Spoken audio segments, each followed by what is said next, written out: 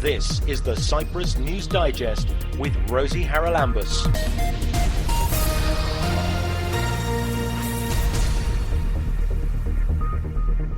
Coming up this week, medieval graffiti brings history to life. And it's basically the human needs of leaving a mark in space. A bicommunal survey looks at how the news we consume shapes our opinions. We wanted to look at how the Turkish-speaking and Greek-speaking communities are influenced by peace journalism and war journalism-oriented news. And the Goethe Institute is back in action with a series of special events. To draw attention to an online film program that we have, which is available for free and it's running throughout the entire year. You see a lot these days about graffiti, and I think most of us think of it as something that is either street art if you're a fan, or perhaps something you'd rather not see if it's football slogans or whatever. But it's been around for an extraordinarily long time, and my next guest on the programme is going to be talking about Cypriot medieval graffiti and the centuries of history that are scratched on the walls. She is Mia Gaia Trentin, and she joins us now. Mia, first maybe you just tell us a little bit about your history in terms of how you got involved in looking at old graffiti. So, my history about graffiti, it was love at first sight. I started my study, I'm Italian, I started my studies in Venice and in archaeology, medieval archaeology. And then for some weird reason, I started looking, instead of digging, looking more at the buildings. And I started being fascinated about writing on the buildings, so basically epigraphy. And actually there were more than epigraphy, there were also a lot of graffiti, so texts and drawings scratched on the walls. And I fell in love with graffiti because they are not mediated. It was like being in the front of the wall and seeing this drawing and text create an immediate connection with past visitors. You are standing in the place where these people were standing many years ago, centuries ago, in most cases, and you are seeing what they were seeing, and it's like that little tiny scratch on the wall put you in touch and let you share for some minutes the same experience of the place. It's social history, really, isn't it? Yes, it has a lot also of social history, visual studies, anthropology, and also this is very fascinating because I see medieval graffiti as a part of the longer phenomena of graffiti that, in our view of people studying graffiti, goes from rock art and reach up today. And it's basically the human needs across the century of leaving a mark in space. So on one side, space appropriation, and on the other side, leaving a mark of their presence, saying, I was here. So actually with graffiti, you have also an insight on common people that probably didn't leave anything else behind them other than that little scratch on the wall. And they survive all these centuries and they are there. So it's up to engage with their science and to try to recover their histories. What would you say are the main topics that you come across in graffiti? Does that depend on maybe the country you're looking at it in, or indeed the century that you're looking at it in? Because I think some of it's ecclesiastical, isn't it? But quite a lot of the rest of it is, as I say, history. Yes, so I think it depends from the areas and from the period. because I've studied medieval graffiti both in Italy and here in Cyprus now. And I would say that there's common general topics like, as I was saying, stating the presence in one place. So we have a lot of graffiti with names or identity marks. That is when someone wants to leave his mark saying, I was here. And then there's, you can do graffiti for any kind of reason. So even you see something and you just want to reproduce it. And of course, I'm mostly working on religious buildings.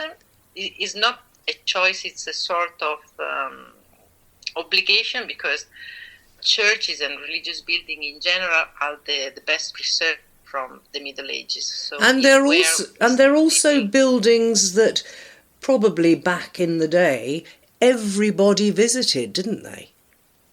Yes. But for example, it's so we have a lot of graffiti in churches, of course. But if we think, for example, in Pompeii and Herculaneum, where actually graffiti as a study and the discipline was born back in the mid of the 19th century, there we see graffiti all around the city, so also in private houses, in public buildings, and the very few examples we have here in Cyprus at least, but we have many more in the UK, when we have private houses preserved, or even public buildings. Let's say, let's think about all the prisons graffiti. That is another fascinating topic. You find graffiti. So I wouldn't say it's linked with a specific kind of building or function of the building, but I think it's more deep inside the nature. So is what the space creates in you and which kind of connection you have with the space. And so you react by writing, by sometimes feeling that place is so important that you actually want to leave your mark there. It's not always a mark, is it? Sometimes it's a message. And I'm thinking particularly of the early days of Christianity and the use of the fish as a symbol of Christianity. Do you find that in a lot of places? So fish, no, here in Cyprus, because as you were saying, it's a symbol most linked with the Christianity, but there's a lot of other symbols that are used across all the Middle Ages, and that actually we start seeing them all across Europe, like people were sharing these symbols in a common language. So we have, for example, the Solomon's knot, or the pentalpha, so the star with 5 points, and these are, I would say, the main that I can recall now. Compass, draw, design, or rosette. So you can find these symbols, and what again is fascinating is a parallel that I like to draw with today, because when people see that there's a lot of drawings in the Middle Ages, the first reaction is, of course, they were illiterate, they couldn't actually write, they didn't know how to write or read, so they were drawing. And I look at them and ask them, okay, can I have a look at your text conversation? And they laugh because they smile, because they understand that most of our daily conversation are made with the emoji or any other kind, GIF, this kind of visual texts. And this doesn't mean that we cannot read or write. It's just a different way of expression. So in these two, I find that this opens a new perspective on the Middle Ages. So people that were expressing themselves more with drawings just because they had a more deeper, probably, or extended message to convey. And drawing, we know it's a very synthetic way of conveying all this content. So it's back then that they probably started saying a picture's worth 1,000 words. Exactly. And reaches across languages as well. I remember when I visited Bella Pace Abbey in the north of Cyprus, there's a lot of graffiti on some of those columns and above doors and so on. Have you studied those? Yes, so there we have two very interesting phenomena going on in the same place. We have some medieval graffiti of Western visitors on one of the entrance column on the main facade of the church. So we have these Gothic inscriptions, coat of arms, heraldry, clearly made by Westerns due to the style. We are talking about 14th, 15th century. And then we have a gap.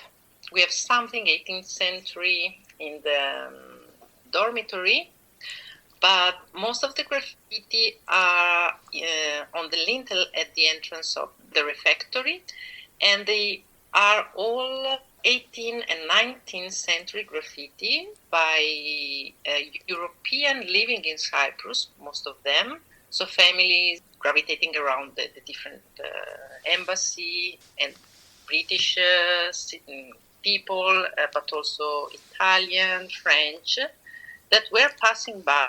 We have what we today call tourist graffiti. So again, this person passing by, being amazed by the view and the site, that's one of the most beautiful in Cyprus, and they decided to concentrate their signature and the date of their visit on the lintel and also on the old Roman sarcophagus in the cloister. So we have visitors from the Middle Ages until the end of the 19th century with a little gap. Both they were impressed and amazed by the place, and then they really felt the need of leaving their mark. Now, very quickly, let's just talk about where graffiti has come to in the modern era, because, as I mentioned at the beginning, I mean, street art generally tends to be with paint, which of course can be painted over. Are there any more recent examples of people actually scratching graffiti onto surfaces that will stay there for centuries to come?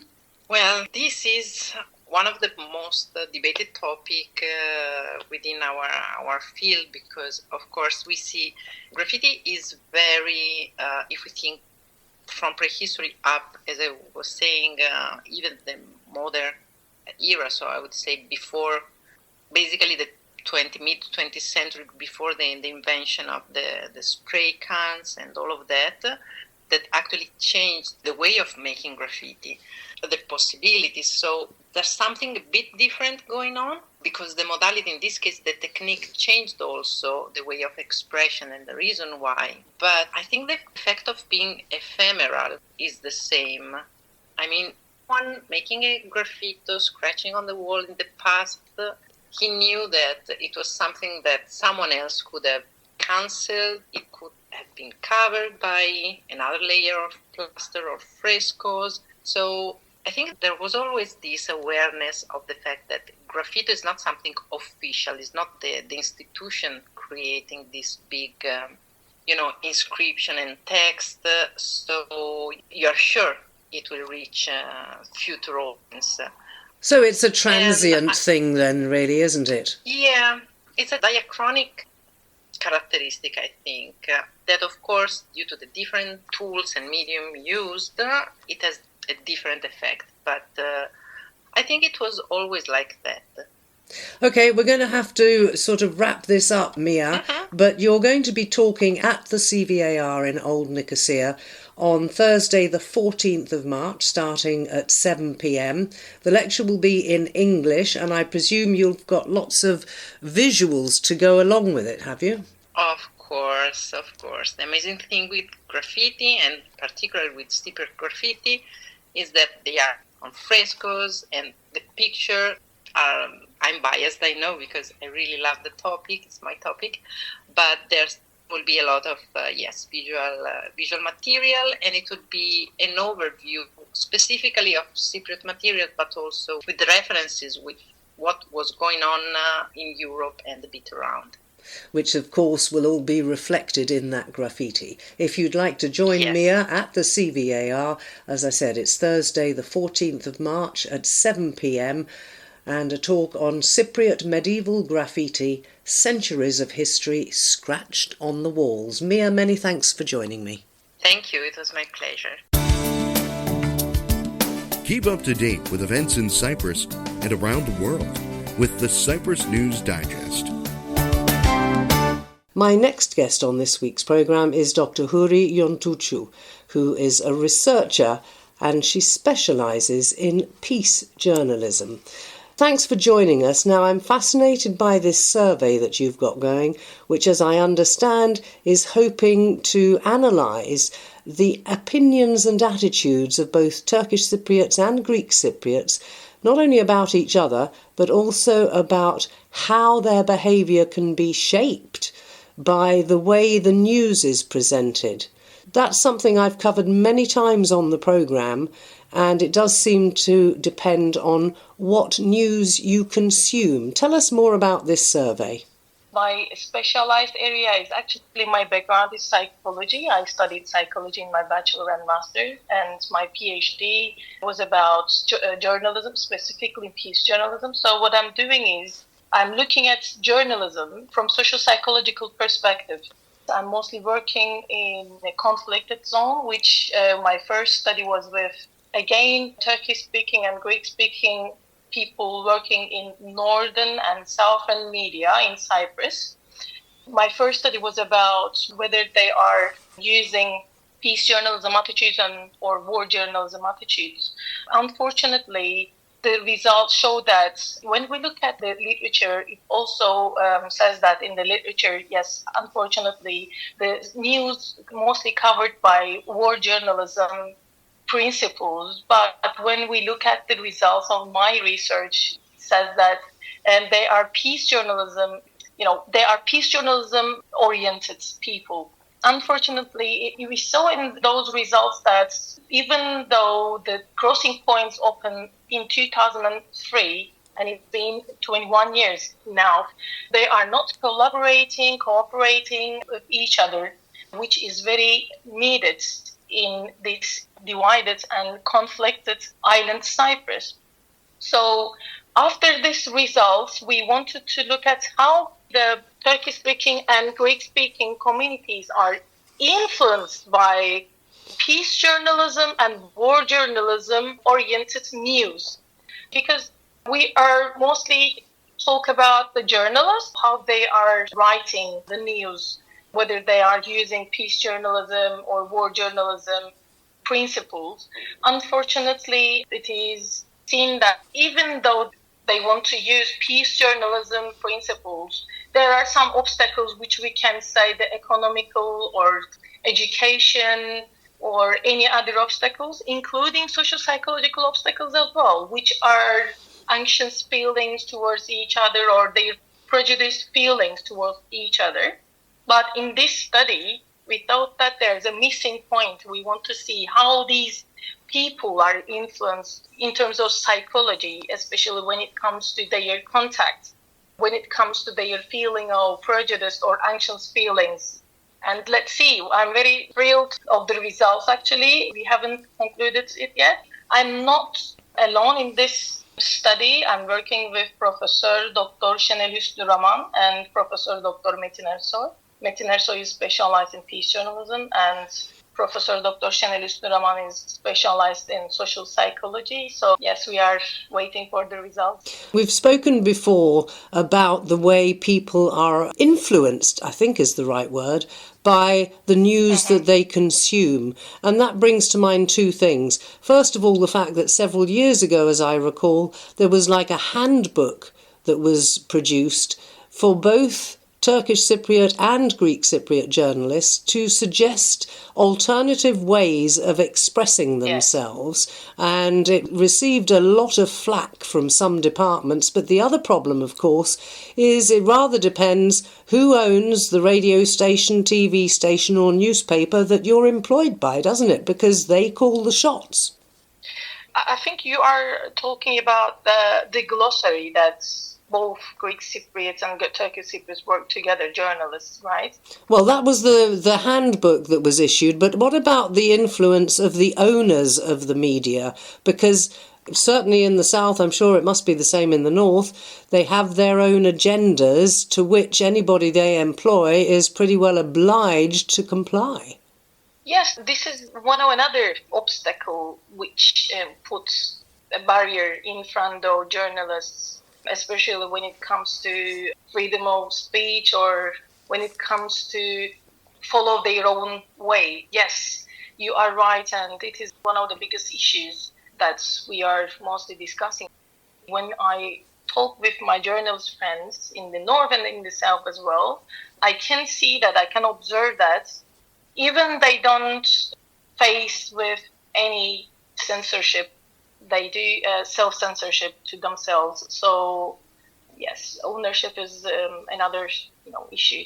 The other thing I want to ask you is, you get people to fill in a survey, but my experience with so many bicommunal events and activities is it tends to be the same people who attend or fill in the forms.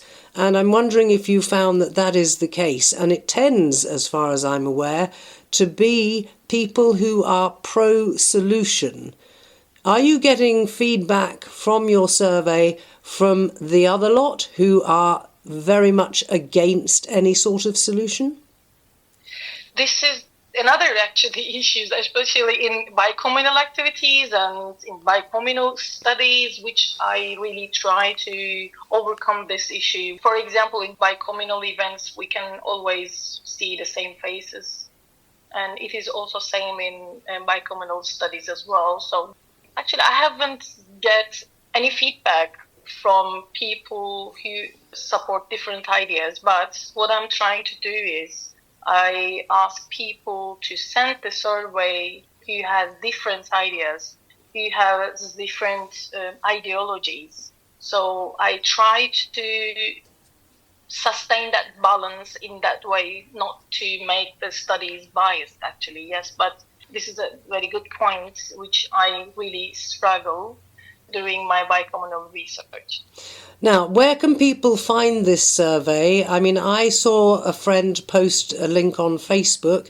It is in Greek, or of course it's also in Turkish, but is there a website you can give us where people can easily access it if they would like to fill it in, and how long does it take?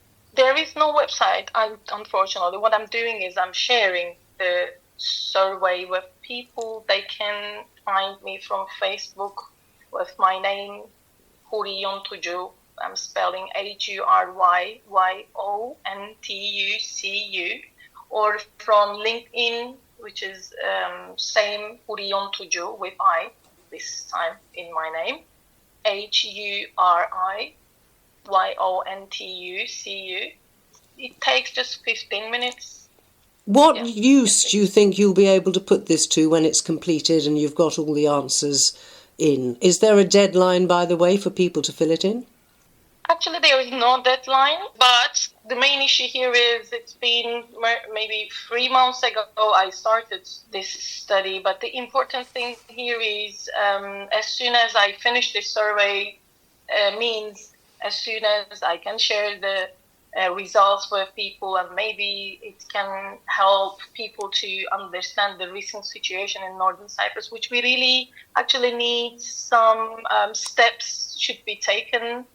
It will give us the opportunity to discuss the things, to contribute especially to the media, and maybe it can be a kind of motivation to talk about the negotiations or peace building processes.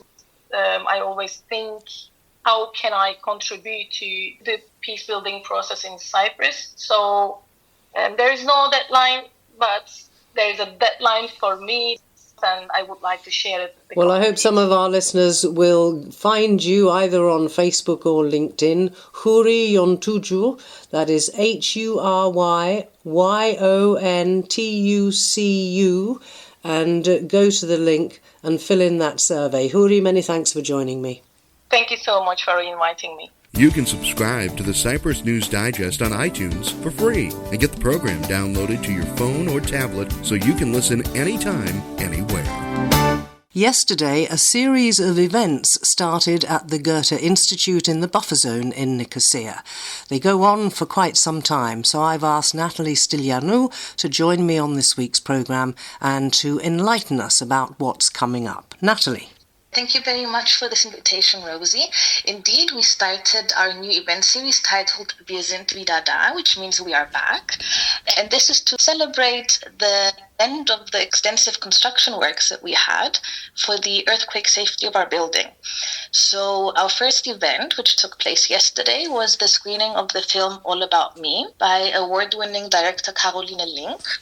And this was an event to draw attention to an online film program that we have, which is available for free, and it's running throughout the entire year.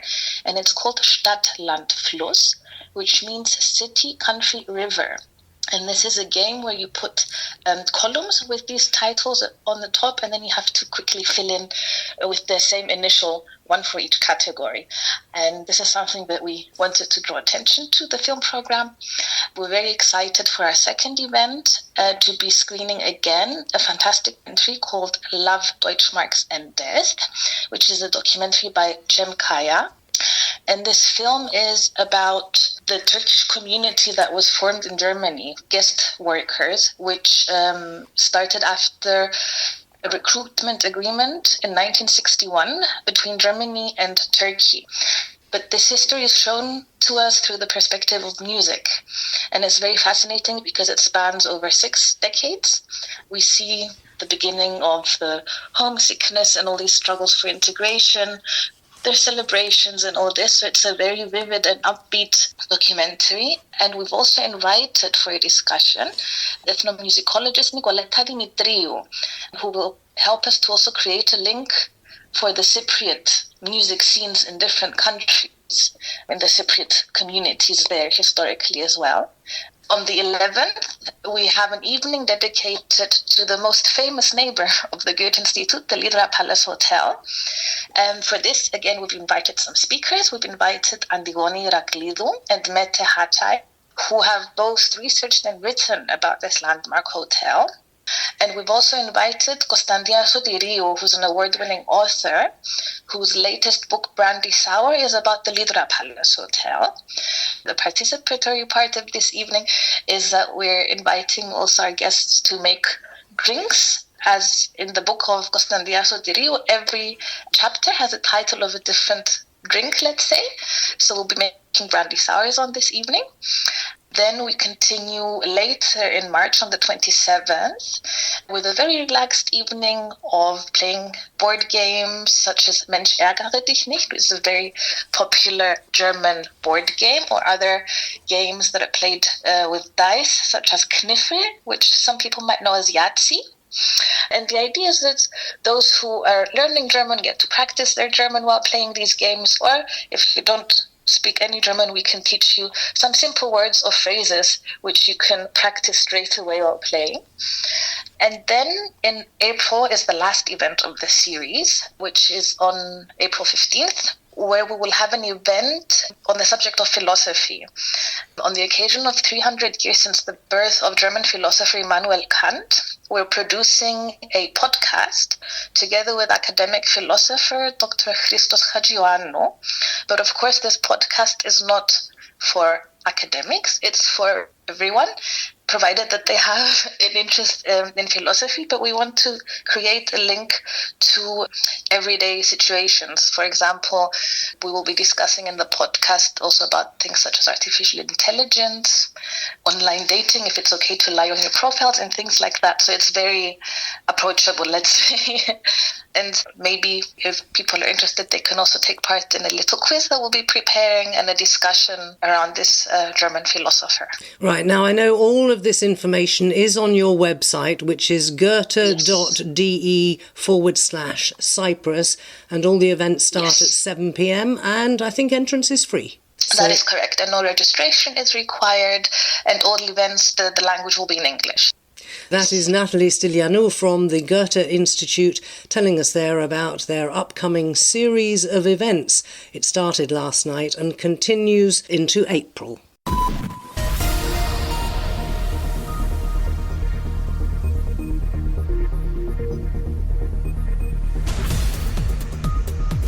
Well, that about wraps up this edition of the Cyprus News Digest. Many thanks for your company.